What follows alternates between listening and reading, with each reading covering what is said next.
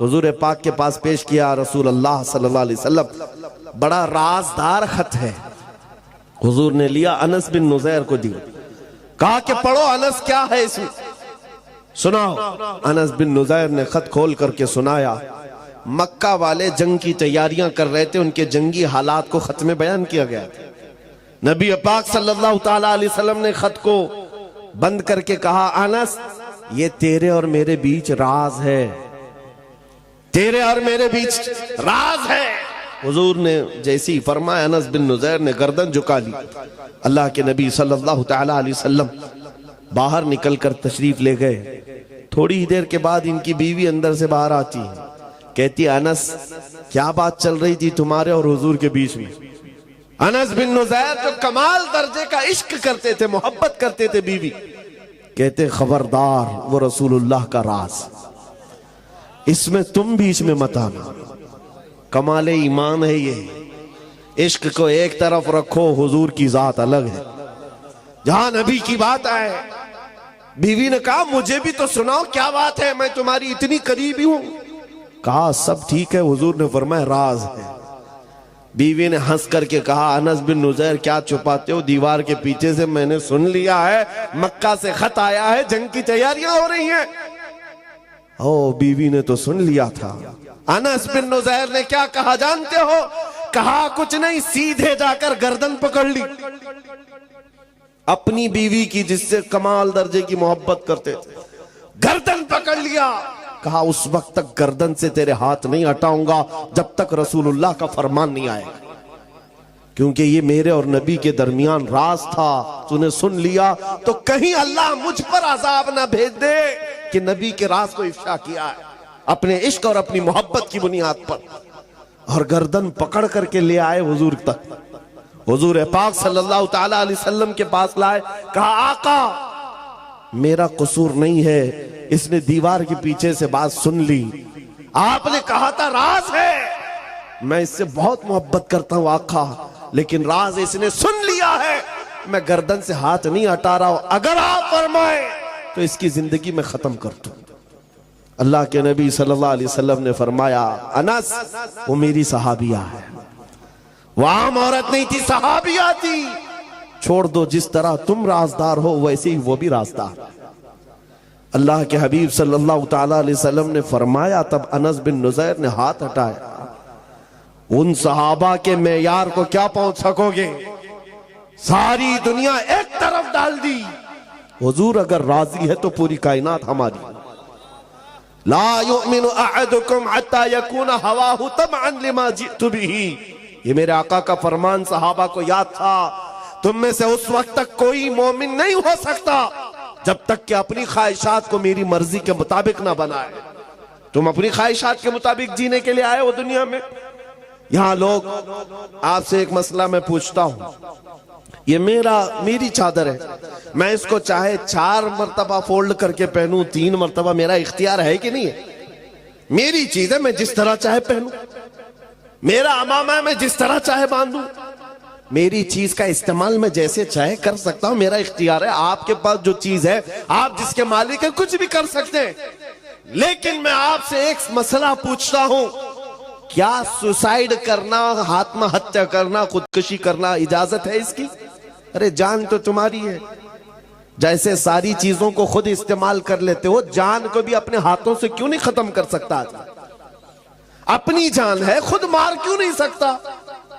نہیں، اس کی اجازت نہیں ہے سوسائیڈ کرنے کی۔ کیوں نہیں ہے؟ صاف سی بات ہے، جان کے تم مالک ہی نہیں تو جان لے کیسے سکتے؟ النبی اولا بالمؤمنین من انفسہم، قرآن کہتا ہے مومنوں سے ان کی جان سے زیادہ قریب، اور جان کے مالک وہ نبی رحمت کی ذات، مالک رقاب الامم۔ ہم اپنی مرضی سے جینے نہیں آئے یہاں پر، ہم اپنی خواہشات سے جینے نہیں آئے۔ جو یہ کہتا ہے وہ جھوٹا ہے اور وہ دھوکے میں پڑا ہوا آدمی ہے۔ مولانا صاحب ابھی تو انجوائے کرنے دو، تھوڑا بہت انٹرٹین کرنے دو، جوانی ہے۔ تم نے اپنے دل کی سنی میرے عزیز، شاید ہو سکتا ہے تم نے غیروں کو دیکھا ہو اور ان کے پیچھے چل پڑے۔ عیسائی ناچتے ہیں، شراب پیتے ہیں، ہندوؤں کے ہاں الگ تہوار آتے ہیں، اتنے الگ الگ قسم کے ان کے ہاں بھنگڑے ہوتے ہیں، میں کیوں نہ کروں؟ شیر چلا کتے کی چال، اپنی چال بھول گیا۔ تم کو نبی رحمت صلی اللہ علیہ وسلم کی امت میں بنایا گیا اور رب نے خیر امت کا لقب تمہیں دیا۔ تمہیں کتوں کو دیکھنے کے لیے نہیں بھیجا گیا، تمہیں خالد بن ولید کو دیکھنے کے لیے بھیجا گیا ہے۔ صلاح الدین ایوبی کو دیکھو، مصطفیٰ کریم کے قدموں کو دیکھو۔ اپنے سے نیچوں کو دیکھو گے تو نیچے بنتے چلے جاؤ گے، اوپر دیکھو اللہ تمہیں بلندی پر لے جائے گا۔ اوپر دیکھو، اپنی خواہشات سے ہم جینے نہیں آئے ہیں، ہمیں جو کرنا ہے یہاں پر۔ ایک بات میں بتاتا ہوں، صوفیہ اکرام کا ایک مسلک ہے، جب وہ کسی کی تربیت کرتے مجاہدے کرواتے، مجاہدے ہیں، مراقبے ہیں، محاسبے ہیں، مکاشفے ہیں، یہ منزلیں ہیں وہاں پر۔ پہلے کھانے کو ترک کروایا جاتا ہے، دنیا کی خواہشات نکالی جاتی ہے، نیند کم، بولنا کم، کھانا کم، بہت کچھ وہاں تربیتیں ہوتی ہیں۔ لیکن ایک منزل ہے مراقبے کی، مراقبہ۔ یہ کیا ہوتا ہے مراقبہ معلوم ہے؟ حضرت جنید بغدادی رحمت اللہ تعالی علیہ نے فرمایا، مراقبہ کرو اور جس کا مراقبہ مکمل ہو گیا وہ اللہ کا ولی بن گیا۔ مراقبہ کیا ہے سننا چاہیں گے آپ؟ بہت آسان عمل دے رہا ہوں، بہت آسان عمل۔ مجاہدے میں بہت لمبی نمازیں ہیں، رات رات بھر کھڑے ہو کر استغفار کرتے رہو، مجاہدے۔ مراقبہ بہت آسان ہے، کیا ہے؟ بس آنکھ بند کر کے خاموش تھوڑی دیر بیٹھ جانا، بس یہی مراقبہ ہے، کچھ نہیں ہے اس میں۔ مراقبہ آنکھ بند کر خاموش بیٹھنا، 5 منٹ بیٹھو کہ 10 منٹ بیٹھو، گھنٹہ بھر بیٹھو، تمہارا اختیار، لیکن تھوڑی دیر خاموش بیٹھنا ہے۔ 5 منٹ بیٹھو، 10 منٹ بیٹھو، خاموش، کسی کی فکر نہیں۔ لیکن اب سوال یہ بنتا ہے، جب بندہ آنکھ بند کر خاموش بیٹھ جائے تو اس کا دماغ خاموش نہیں رہتا، چلتا رہتا ہے، کچھ نہ کچھ تو سوچ آتی ہے۔ ارے وہ کہیں پہ بھی تنہا بیٹھے تو اس کی عقل کے گھوڑے دوڑتے رہتے ہیں، وہ خاموش نہیں ہو سکتے۔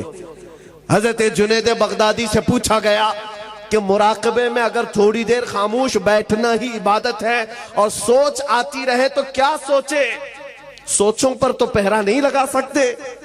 آپ نے فرمایا ہاں بالکل صحیح، سوچوں پر تم پہرا نہیں لگا سکتے، روک کنٹرول نہیں کر سکتے، ایک بات سوچنا ہے تمہیں مراقبے میں، ایک بات بار بار سوچنا ہے۔ پوچھا گیا کیا سوچنا ہے؟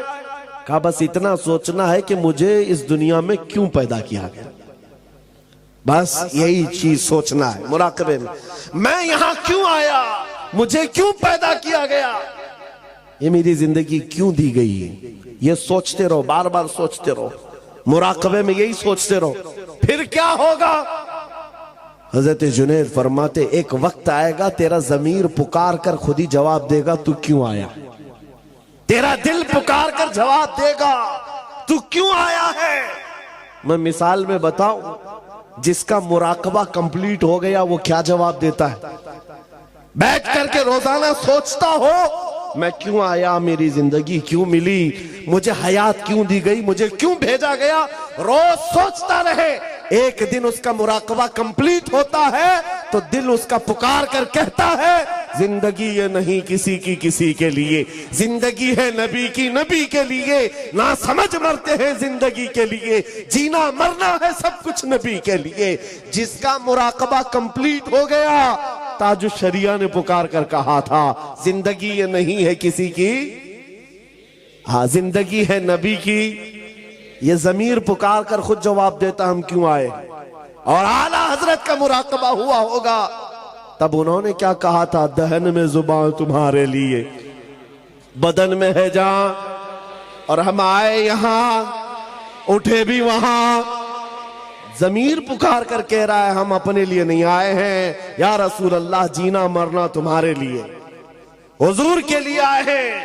اسی امام نے کہا تھا لا یؤمن، اسی امام نے کہا الا لا ایمان لمن لا محبت لا، اس کا تو ایمان بھی نہیں جس کے سینے میں ان کی محبت نہیں۔ عزیزان گرامی وقار، زندگی کا مقصد سمجھو۔ قرآن میں بھی اللہ فرما رہا ہے فحسبتم انما خلقناکم عبثا، تم کیا یہ گمان کر کے بیٹھے ہو کہ ہم نے